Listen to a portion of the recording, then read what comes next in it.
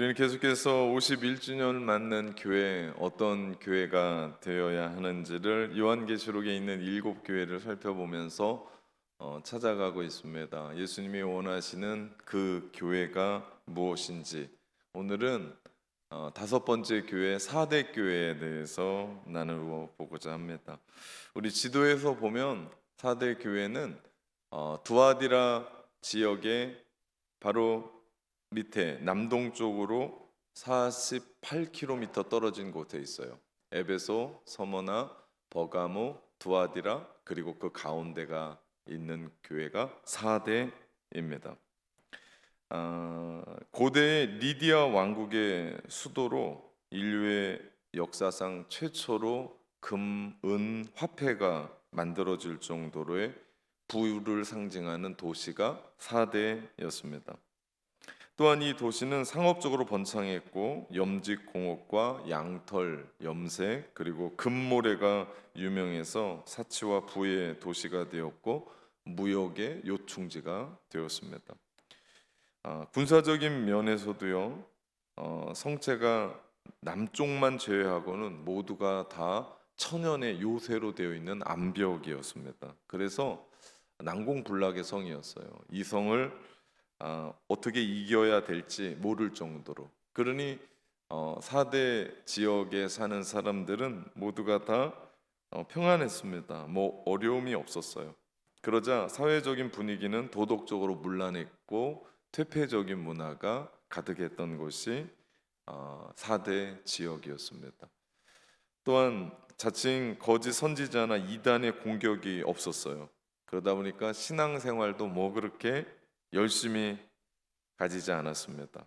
이름뿐인 성도와 교회의 모습을 가지고 있었던 교회가 4대 교회였어요. 그래서 예수님이 4대 교회에 대해서 1절에 이렇게 말씀하세요. 4대 교회 사자에게 편지하라. 하나님의 7영과 7뼈를 가지신 이가 이르시되 내가 내 행위를 아노니 내가 살았다 하는 이름을 가졌으나 죽은 자로다 말씀합니다. 살았다 하는 이름을 가졌지만 너희는 죽은 자다라고 주님이 4대 교회를 책망하세요. 모르겠습니다. 도시가 부자여서 그런지 교회가 우뚝 서 있을지 모르지만 생명이 없었어요. 교회의 조직은 잘 갖추어져 있어서 뭔가를 이루어 갔을지는 모르겠지만 그 안에 생명이 없었습니다. 주님의 생명이 없는 교회가 4대 교회였어요. 겉으로는 화려했을지 몰라요. 인테리어가 아주 잘 됐을지 모릅니다.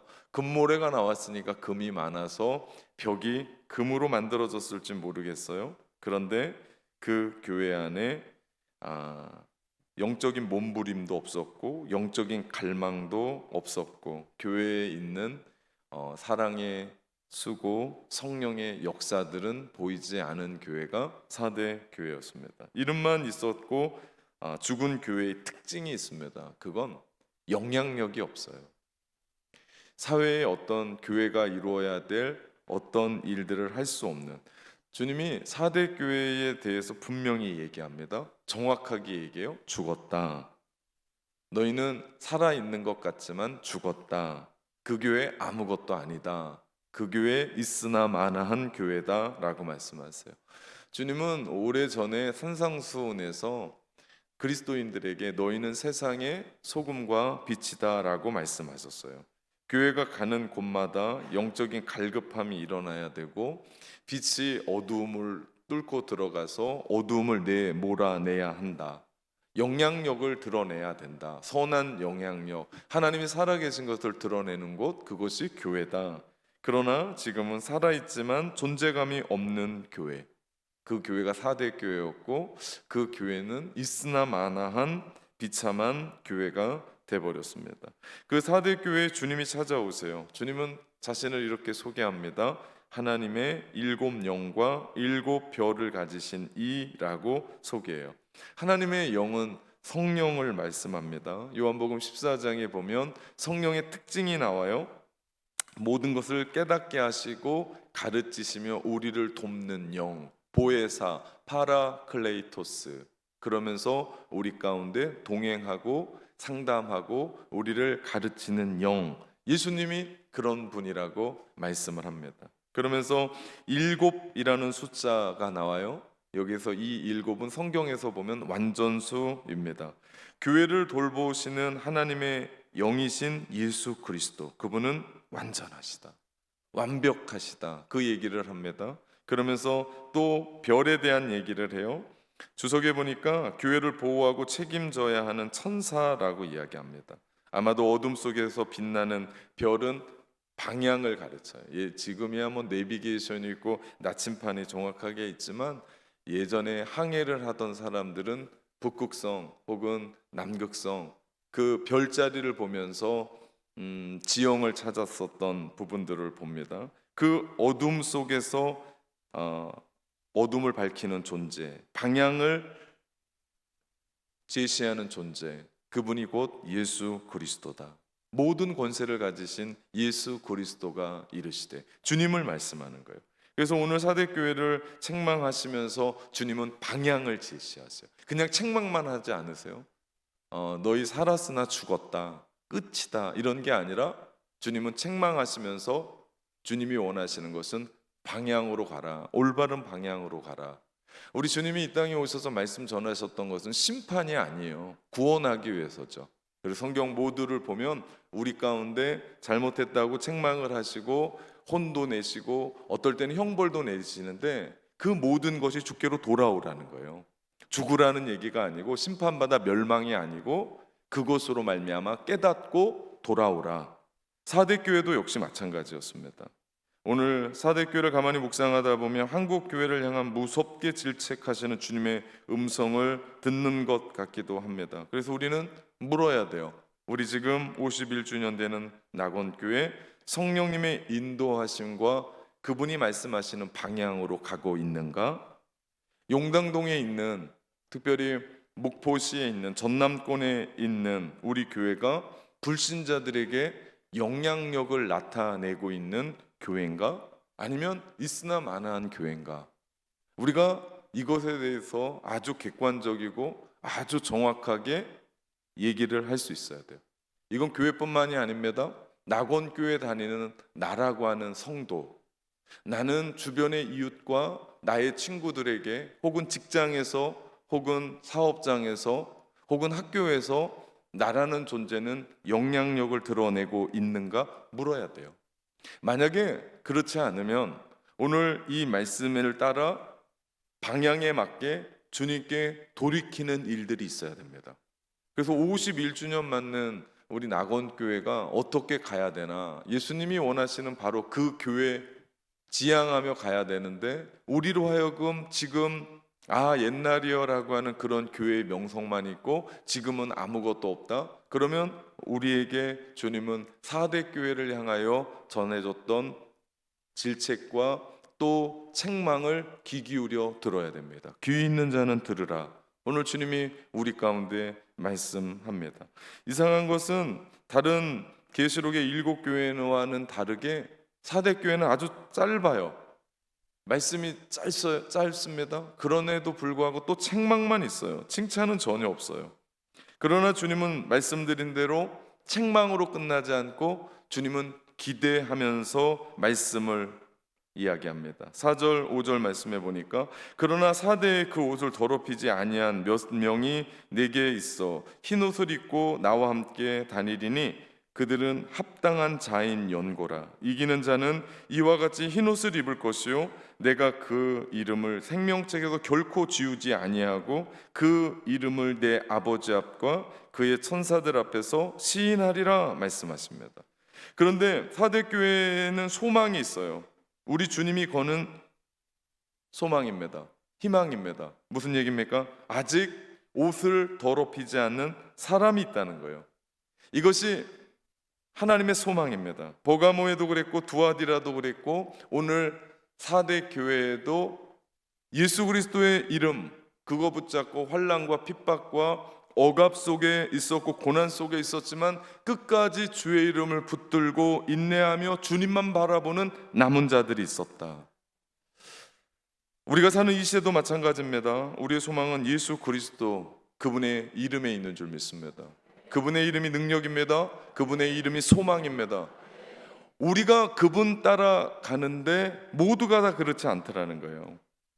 예수님의 이름에 권세를 붙잡고 끝까지 인내하고 승리해야 되는데 많지 않다라는 거예요. 많은 사람이 사대교회에 예배는 드렸을지 모릅니다. 그래서 살았다라고 자기들은 얘기할지 모릅니다. 그런데 그 기준과 판단과 평가는 누구 손에 있어요? 주께 있습니다. 우리가 아무리 자화자찬하고 뭔가 이루어가고, 야, 나는 정말 신앙이 대단해, 나는 정말 이런 일도 하고 저런 일도 하고, 나는 정말 근사해. 그 누구 생각이에요? 예, 지 생각이에요. 지 생각. 네, 우리는요 기준이 분명해야 돼요. 누구요? 예수님.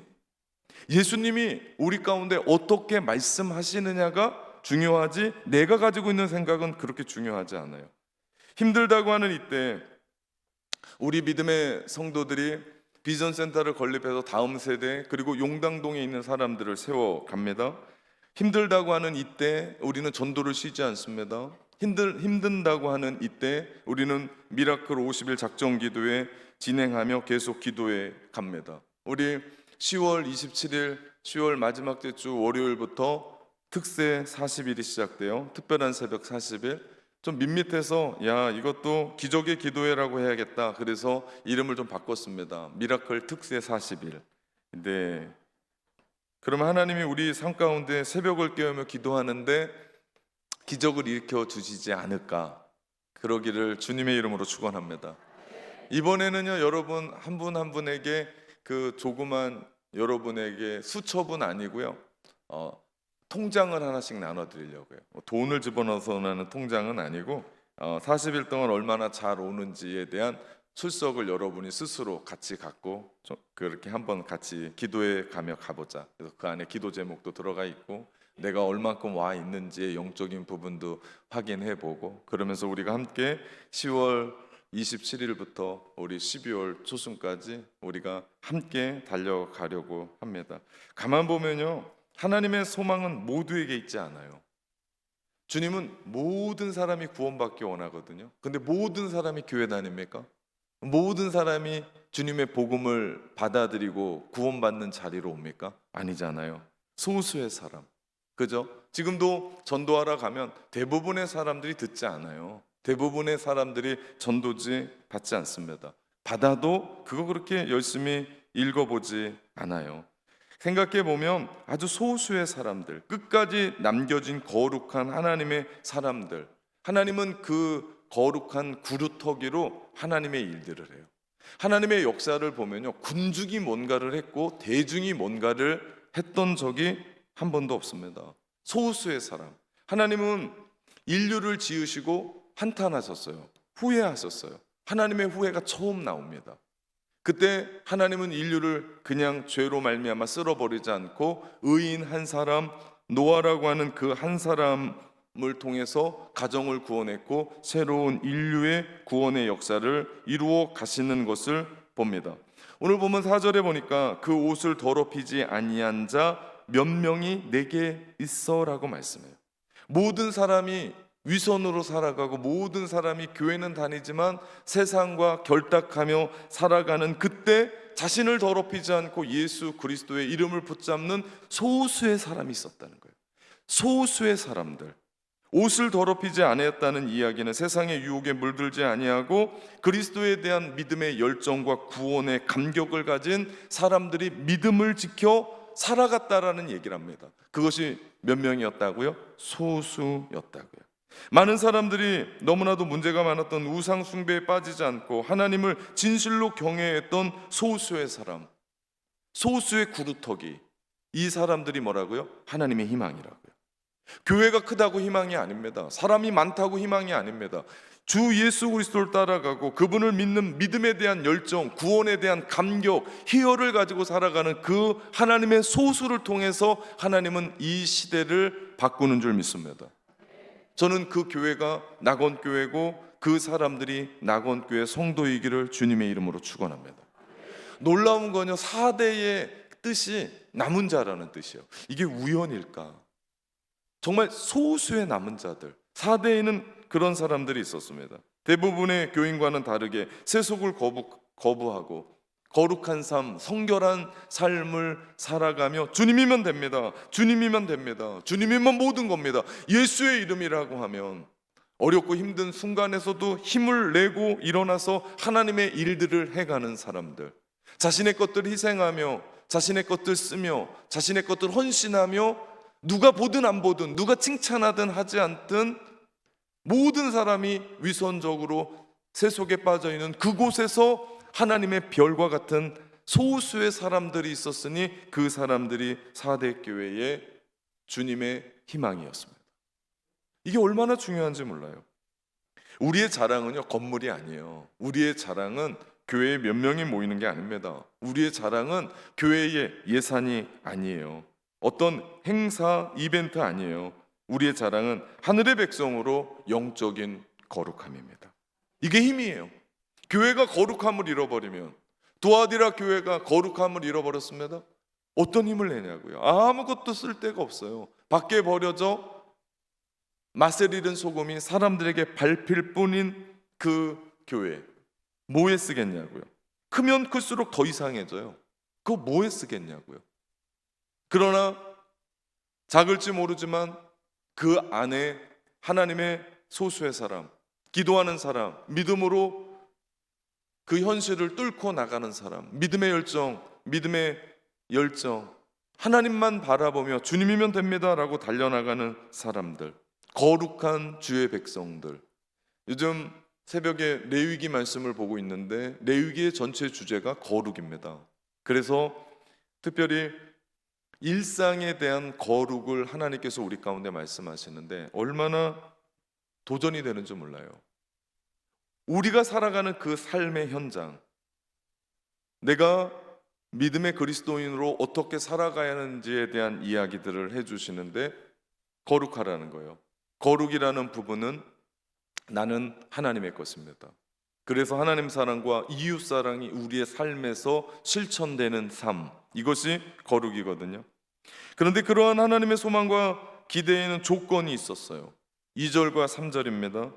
너는 일깨어 그 남은 바 죽게 된 것을 굳게 하라. 내가 하나님 앞에 온전한 것을 찾지 못하였노니 그러므로 내가 어떻게 받았으며 어떻게 들었는지 생각하고 지켜 회개하라. 만일 일깨지 아니하면 내가 도둑같이 이르니니 어느 때에 내게 이르는지 내가 알지 못하리라. 하나님의 기대는 사대 교회가 깨어 있기를 원해요. 그래서 너희가 일깨워야 된다, 흔들어 깨워야 된다라는 얘기입니다. 2절 말씀에 보니까 너는 일깨워. 성경 곳곳에 보면 깨어 있으라는 얘기가 참 많이 나와요. 우리 구약에 다윗은 사울 왕에게 쫓기면서 그가 그 험악한 삶을 10여 년 살면서도 그는 새벽을 깨웁니다. 그러면서 내가 새벽을 깨우리로다 고백해요. 여러분, 우리가 어떻게 새벽을 깨워요? 새벽은 수동적으로 오는 거예요. 시간이 4시든 5시든 그 새벽은 오는 겁니다. 그런데 그 오는 수동적인 그 새벽을 다윗은 어떻게 했다고요? 능동적으로 깨웠다고요. 사도 바울은 거대한 세속의 파도에 밀려오는 시대를 살고 있는 로마의 성도들에게 이런 말을 합니다. 너희가 이 시기를 알거니와 지금은 자다가 깰 때다. 깰 때예요. 자다가도 깰 때다. 바울은 골로새 교회에게 편지하면서 얘기합니다. 기도에 감사함으로 깨어 있으라. 복음서에서도요, 재림의 주님 맞이하기 위해서 우리로 하여금 깨어있는 성도가 돼야 된다라고 말씀합니다. 주님도 새벽 미명을 깨웠습니다. 깨우셔야 돼요. 만약에 우리 믿음의 성도들이 나뿐만 아니라 잠자고 있는 가족들, 자녀들, 부모들, 우리 옆에 있는 성도들, 깨우는 성도들이 돼야 돼요.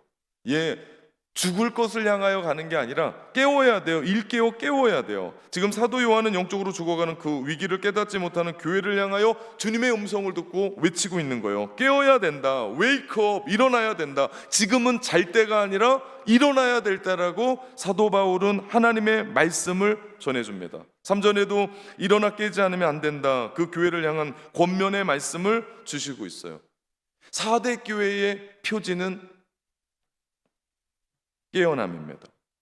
에베소 교회의 표지는 사랑이었습니다. 서머나 교회의 표지는 충성이었어요. 버가모 교회의 표지는 진리였습니다. 두아디라 교회의 표지는 거룩이었습니다. 사대 교회의 표지는 웨이크업입니다. 깨어남. 그렇다면 우리가 주님이 원하시는 그 교회로 깨어나야 되는데 어떻게 하면 될까요? 3절 말씀을 다시 보겠습니다. 그 말씀에 세 가지 동사가 우리에게 답을 줍니다. 그러므로 내가 어떻게 받았으며 어떻게 들었는지 첫 번째는 생각하고, 두 번째는 지키고, 세 번째는 회개하라. 생각하고 지켜라, 회개하라. 이것이 핵심이에요. 4대 교회의 도시, 과거 리디아 왕국의 화려함에서 그들은 깨어있지 못함으로 멸망하는 역사가 있었습니다. 역사에 한 이야기가 있어요. 콜로이소스 왕이 다스리던 리디아 왕국에 페르시아 왕인 키루스 2세가 침략을 해요. 그런데 아무리 해도 난공불락의 성이에요. 남쪽만 탑이 서 있지 뒤쪽은 전부 다 병풍과 같이 안반이에요, 안반. 그리고 기어오를 수도 없고 어떻게 할 수 없는 천혜의 요새입니다. 함락할 엄두를 내지 못할 때 리디아 왕국의 크로이소스 왕은 이 난공불락의 요새만 믿고 시간만 지나면 페르시아는 물러갈 거다라고 승산이 있을 거라고 버팁니다. 그러나 이 성에도 약점이 있었는데 정말 신기한 건 내가 가장 강하다고 생각했던 한 부분, 남쪽의 가파른 절벽, 너무나 가파라서 여기는 올 수도 없는, 지킬 필요가 없다고 생각해서 방치해 놓은 그 상태. 물론 페르시아는 모르죠. 그 안을 들어가 보지 못했으니까. 그런데 마침 이곳을 정탐하는데 절벽 위에서 군인의 철모가 떨어져요. 무슨 얘기예요? 예, 좋은 거예요, 좋은 거예요. 철모는 그냥 떨어지지 않아요. 졸다가 떨어뜨린 거죠. 그러면서 예사롭지 않게 생각했던 페르시아 군대가 이곳이 약점인 줄 알고 집중으로 공격함으로 성을 함락합니다. 그때에도요, 4대의 장수들은 멸망하기 전까지 부하 병사들에게 패배는 있을 수 없다, 승리는 우리 거다, 자도 된다, 괜찮다라고 하면서 자다가 죽었고 포로가 되었고 성은 함락되었습니다. 잠은 곧 죽음이었는데 그들이 깨어 있었어야 되는데 깨어 있지 않고 잠으로 말미암아 그들이 죽음이었습니다. 주님이 당시 세상의 희망이어야 될 4대 교회 그리고 성도들이 세속과 어둠 속에서 방심하고 기분 좋게 잠들어 있는 것을 본 겁니다. 돈이 있었어요. 풍요로웠습니다. 교회가 괜찮았어요. 환경적인 축복이 있었습니다. 그리고 도시가 그러니까 교회도 괜찮았어요. 그리고 신기한 건 4대 지방의 거짓 선지자, 이단들 혹은 뭐 그런 다른 게 없었어요. 그러자 영적으로도 무뎌졌어요. 그리고 생각해 보면 적이라는 게 꼭 나쁜 건 아니구나라는 생각을 해요. 왜냐하면 우리 가운데 적이 있다면 그것이 침투하기 전에 우리는 경계를 하고 생각을 하고 깨어 있기라도 하죠. 그런데 그들은 믿음을 지킬 생각도 못했어요. 왜? 이단 사이비들이 없었어요. 거짓 선지자들이 그들에게 없었어요. 그러면서도 그들은 믿음을 잘 지키고 있다라고 착각을 하고 망각을 합니다. 제가 한국에 들어와서 왜 우리 전라도 쪽에는 왜 폭발적인 혹은 이런 영적인 어떤 일들이 일어나지 않고 왜 그 어디입니까? 저쪽 경북, 경남 이쪽은 왜 그럴까? 사실을 생각해 보면 우리 이 전라남도, 북도가요 기독교인의 퍼센트가 한참 높습니다. 그쪽은 얼마 안 돼요. 불교가 더 많아요. 그런데도요 그 사람들은 어떤 집회를 하면 다 모여요. 전부 다 연합해요. 왜냐하면 소수기 때문에. 그래서 으쌰으쌰합니다. 근데 제가 여기 와서 볼 때 으쌰으쌰를 안 해요. 왜 그런가 봤더니 교회가 다 커요, 우선. 그리고 교회마다 성도들이 그래도 있어요. 어려운 교회 뭐 섬 빼놓고는 그래도 괜찮은 교회들이 있어요. 그러니까 어때요? 연합하지 않아요. 그러니까 으쌰으쌰하지 않아요. 그렇게 하지 않아도 어떻게 되는 거예요? 교회가 되는 거예요. 사람들이 있는 거예요. 그 차이를 제가 발견했어요. 제가 뉴질랜드에 있을 때 뉴질랜드 코스닥 공동대표로 한국에서 코스타가 들어와서 으쌰으쌰 하는데 지금 청년들을 살리려고 제가 우리 이웃에 있는 교회 목사님들과 함께 그런 이야기들을 하면서 코스타를 지금 이 목포에 개최하려고 지금 그 논의들을 하고 있습니다. 그리고 제가 그쪽에 있는 사람들을 아니까 연결을 하고 그쪽이랑 연결을 하고 그러고 있습니다. 그런데 우리 경남에서 한번 코스타가 모이면 우리보다도 퍼센티지가 작아요. 물론 인구는 많아요. 근데 기독교 인구가 10%가 안 될 거라고 제가 생각을 해요. 그런데 그들이 한번 모이면 최소 10만 명이에요. 제가 놀라운 걸 봐요. 근데 우리 최고로 모일 때 얼마 모일까요? 1000명이 안 모여요. 이건 사람의 수가 아니에요. 이거는 열정에 대한 부분이라고요. 많은 부분 괜찮다고 생각해요. 여러분, 이 착각에 빠지면 안 돼요. 저는 계속해서 우리 교회를 향한, 그리고 이 목포를 향한, 그리고 전남권을 향한 계속해서 이야기하고 있는 부분들이요, 우리가 여기에 머물러면 안 돼요. 믿음이 이만큼이면 지켜지고 이만큼이면 내가 살았다라고 하는 부분이 우리는 그렇게 착각하면 안 돼요. 망각하면 안 돼요. 주님의 음성을 듣지 못하고 주님의 마음에 떠나 있는 세속적인 만족에 빠져 있던 4대 교회, 주님 보시기에 영락 없이 어떤 교회였어요? 죽은 교회였어요. 사람은 많았을지 몰라요. 교회는 번듯하게 세워졌을지 모릅니다. 그런데 주님이 평가는 뭐라고요? 죽었다, 끝났다. 그래서 주님이 얘기합니다. 뭐라고요? 너희 생각해야 된다. 그리고 너희 지켜야 할 걸 지켜야 된다. 그리고 너희 회개해야 된다. 혹시 이것이 우리 교회를 향한, 잠자고 있는 성도들을 향한, 혹은 우리 교회를 향한 주님의 외침이 아닐까? 신앙생활 너무 편해진 것 같아요. 예전에는 아무것도 없을 때 주님 한 번만 불러도 뭉클하고 가슴 벅찬 예배 드렸고 행복했는데, 이제는 지금은 주님 불러도 뭐 그렇게 없어요. 우리의 삶이 좀 피고 뭔가 손에 잡히게 되고 그래도 자녀들 잘 되고 예전보다 어렵지 않거든요. 그러니까 그 주님을 향한 열정, 헌신이 떨어져요. 우리 믿음의 선배들 이 본관 건물 지었을 때 정말 엄청났을 겁니다. 비전센터 지을 때 너무 근사했습니다. 그런데요, 그 믿음의 이야기들이 점점 떨어진다고요. 우리가 생각이라는 걸 해야 돼요.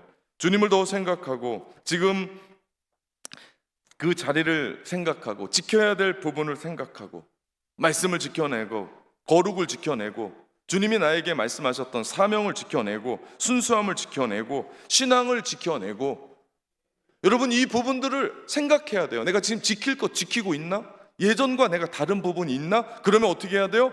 회개해야 돼요. 그냥 넘어갈 수 있는 게 아니에요. 주님은 분명히 얘기합니다. 생각하라, 지키라, 회개하라. 우리 안에 하나님께 지켜야 될 부분을 지키지 못하고 있으면 그냥한 얘기, 핑계대지 말고 우리 하나님 앞에 납작 엎드려 하나님 앞에 이제는 깨어야 돼요. 이것이 주님 안에 희망인 줄 믿습니다. 우리는 종종 많은 것을 잊어요. 너무 많은 것을 잊어요. 내가 어떻게 은혜 받고 어떻게 사랑받았는지, 내가 지금 이렇게 살아가는 것 잘나서가 아니라 하나님이 은혜 부어주셔서 지금 우리의 가정이, 우리의 자녀들이, 우리 교회가, 내 삶이, 내 사업장이, 내 직장이 그렇게 살아가는데 다 잃어버렸어요. 내가 잘나서 그런 줄 알아요.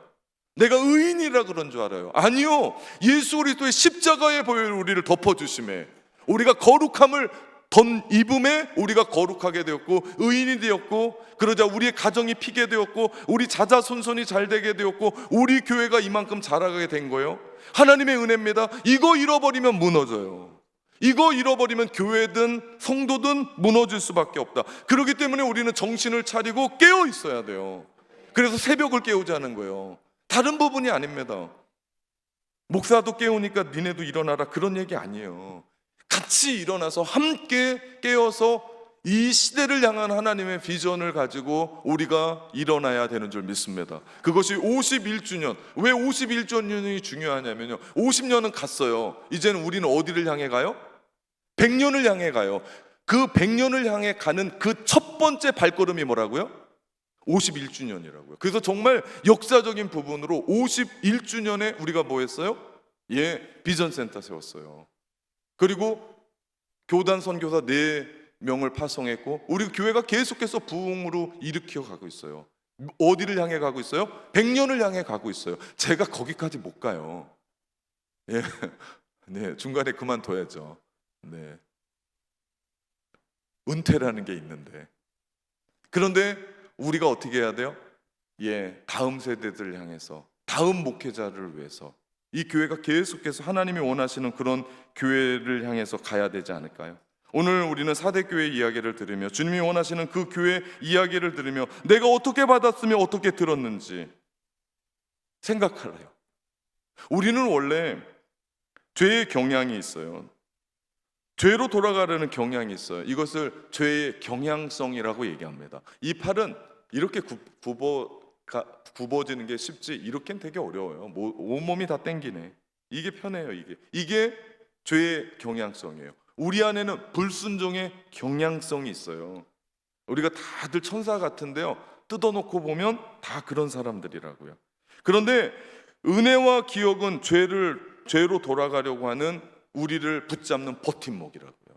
우리는 날마다 과거를 향해 돌아가려고 그러는데 뭐라고요? 우리 안에 은혜와 기억, 하나님이 나를 얼마나 사랑하셨는지 십자가의 그 은혜 기억하면서 우리로 하여금 돌아가는 것을 막고 우리는 계속해서 어디로 가요? 예, 주님을 향해 갑니다. 우리 모두에게는 욕망이 있어요. 육신의 욕망, 익숙한 죄의 습관들이 있다고요. 잠시 우리가 방심하면 돌아가려고 하는 육체의 욕망들 여러분이 더 잘할 거예요. 은혜의 삶을 산다는 것은 그 팽팽한 영적인 긴장을 경험하는 사람들에게 찾아오는 기쁨과 평안함이지, 그냥 안락하고 모든 것이 다 되고 평안하니까 우리 가운데 오는 건 세상 사람들도 누리는 거 아닙니까? 은혜의 생활을 한다는 것은 아무런 노력 없이 거저 오는 게 아닙니다. 우리 안에 영적인 갈급함이 회복돼야 될 줄 믿습니다. 돈을 많이 법니까? 여러분의 몸이 아팠다가 나았습니까? 여러분의 삶이 평안합니까? 거기에 만족하지 말고 여러분이 돈을 얼마나 벌든지, 여러분의 몸이 어떻든지, 여러분의 삶이 어떻든지, 가정이 어떻든지 우리 마음 가운데는요, 영적인 갈급함이 계속해서 회복돼야 될 줄 믿습니다. 그래서 주님이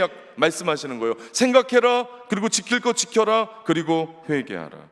왜냐하면 심판의 때가 언제 이를지 모르기 때문에. 도둑같이 온대요. 도둑같이 온대요. 도둑이 언제 올 줄 알아요? 아무도 몰라요. 그런데 도둑같이 온대요.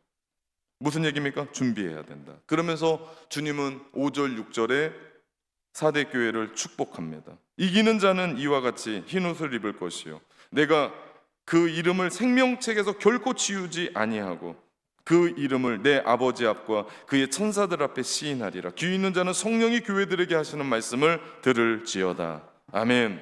사대교회에 옷을 더럽히지 않는 소수의 사람들이 있었습니다. 그들을 향해서 주님은 얘기합니다. 이기는 자들이라고 얘기해요. 거룩함을 지키고 회개하는 자들, 이기는 자들이라고 얘기해요. 흰옷을 입은 자들, 천국을 향하여 하나님과 거하게 될 거다. 생명책에서 결코 너희들 지우지 않을 거다. 하나님이 가지고 있는 그 생명책, 그 안에 이름이 새겨진, 영적으로 죽은 자들에게 이름은 그 안에 없습니다. 영적으로 살아있는 소수의 사람들, 끝까지 견디는 사람들, 예수의 이름을 붙잡고 끝까지 인내하며 견디는 그 사람들, 어느 날 생명책이 열리고 죽은 자들이 이 책에 기록한 대로 심판을 받게 될 겁니다. 천국행, 지옥행. 그래서 제가 말씀드렸습니다. 요한계시록의 7교회를 이야기하면서, 여러분, 우리가 한 번 죽어야지 2번 죽으면 안 됩니다. 코끝에서 호흡이 끝날 때 한 번 죽어야 돼요. 한 번 죽고 주님의 심판대 앞에 섰을 때 우리는 살아야 되는 줄 믿습니다. 예수의 이름으로 내가 왜 너를 천국에 이끌어야 되냐, 왜 내가 너를 천국에 보내야 되냐라고 얘기했을 때 우리는 한마디 해야 됩니다. 예수 그리스도. 예수 그리스도의 십자가로 말미암아 우리는 구원받아서 천국 갑니다.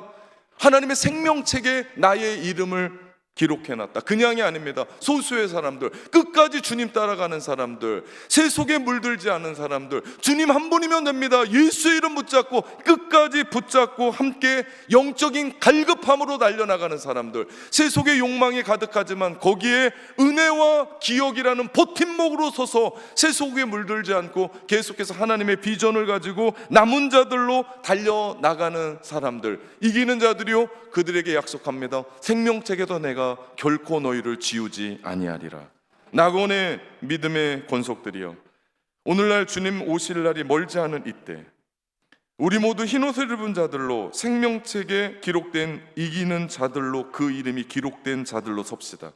우리도 주님이 원하시는 바로 그 교회 되어 늘 깨어 주님이 오시는 날을 준비하며 주님을 기쁘시게 하며, 그러면서 우리 교회 51주년 맞는 교회 뿐만 아니라 성도들 되시기를 주님의 이름으로 축원합니다.